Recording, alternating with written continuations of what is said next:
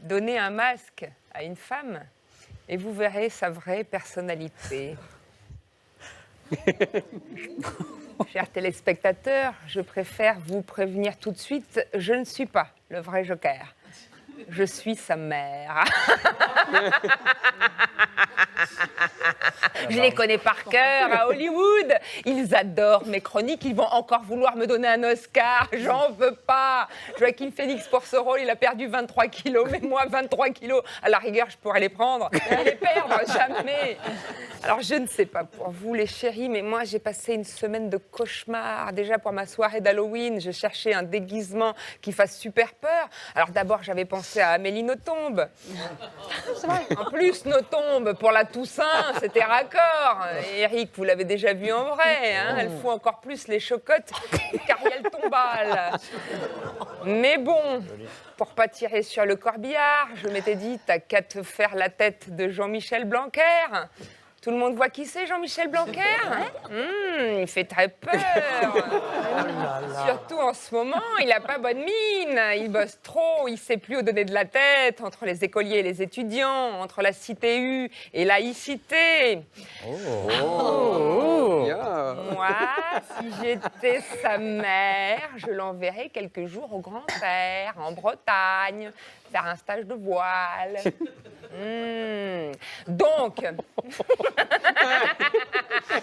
Donc j'ai dit à Coco, notre jeune maquilleuse, fais-moi la tête de Blanquer. Mais comme toutes les ados, elle a toujours ses écouteurs dans les oreilles. Ouais, ça va, c'est bon, je gère.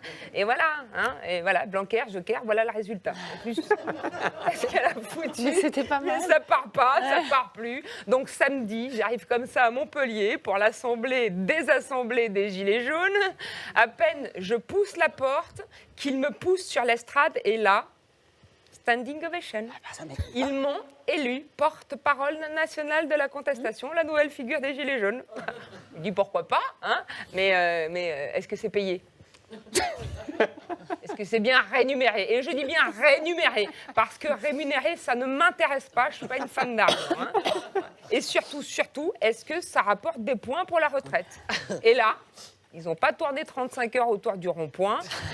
Ils ont été honnêtes. Ils m'ont dit des points, oui, mais surtout des points de suture. Alors, j'ai accepté. Je ne cache pas, j'étais flattée. Mais je leur ai dit, dites-moi, c'est quoi que je dois faire? Ils m'ont dit, c'est simple. Dès que tu es sur un plateau télé et qu'on te parle des riches, tu rigoles. Alors, ça tombait bien, parce que moi, je voulais parler de Macron. Qui était parti en Chine voir Xi Jinping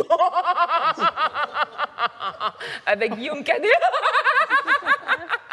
Guillaume Canet et Macron, ils ont un peu la même carrière quand on y pense. Au début, c'est mon idole. Ça paraît un jeu d'enfant. Une fois qu'il est dans le grand bain, c'est de plus en plus rock'n'roll. Et à la fin, c'est carrément les petits mouchoirs. En tout cas, pour ce voyage en Chine, il y avait de gros enjeux stratégiques. Premièrement, on l'a déjà dit à Xi Jinping et on lui redira autant de fois qu'il le faudra.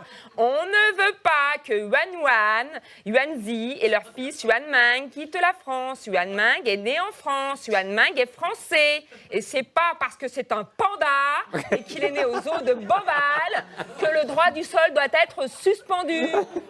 En plus, la marraine du sus nommé panda s'appelle Brigitte Macron. Non, là, je ne sais pas si je devais rigoler. Hein, parce que est-ce qu'elle est riche, Brigitte Macron? Ah, bah, pension d'un prof à la retraite, hein, c'est quand même pas... Alors, deuxième enjeu de ce voyage présidentiel en Chine, c'est Guillaume Canet qui réalisera le prochain Astérix. Hein, là-bas, l'Empire du Milieu. Non, parce que les Chinois... Certes, ils ont l'arme nucléaire, mais nous, on a la recette de la potion magique. Hein, et on va, hein, nous les Gaulois, on va les faire casquer. Hein. Alors, apparemment, ils ont un gros problème de casting pour incarner le personnage de Tullius Detritus.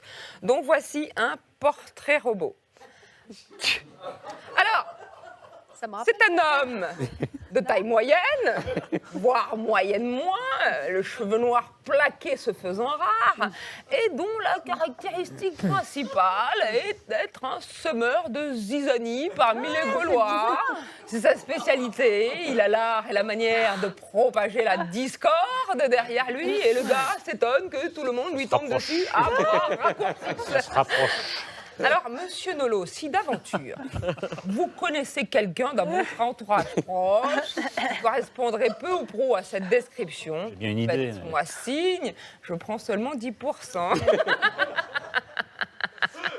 Alors vous, par exemple, monsieur Bill Gates.